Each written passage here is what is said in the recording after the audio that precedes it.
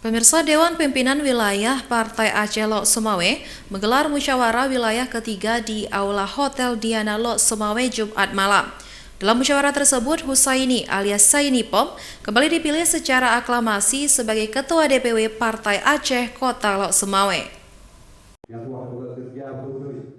Musyawarah wilayah atau Muswil ketiga Dewan Perwakilan Wilayah Partai Aceh Kota Lok Sumawe kembali menetapkan Husaini alias Saini Pom sebagai ketua periode 5 tahun ke depan.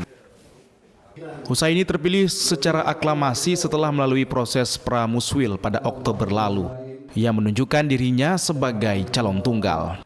Ketua Partai Aceh Wilayah Kutapase itu mengatakan setelah kembali menjabat sebagai ketua, dirinya akan bekerja lebih giat untuk memperoleh jumlah kursi yang maksimal pada pemilu mendatang.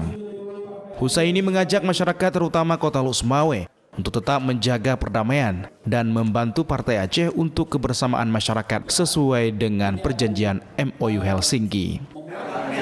Kita harus bekerja semaksimal mungkin untuk mencapai kursi yang maksimal.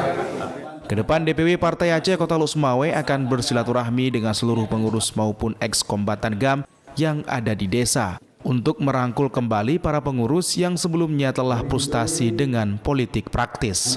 Dari Lok Sumawe, Armia Jamil, iNews melaporkan.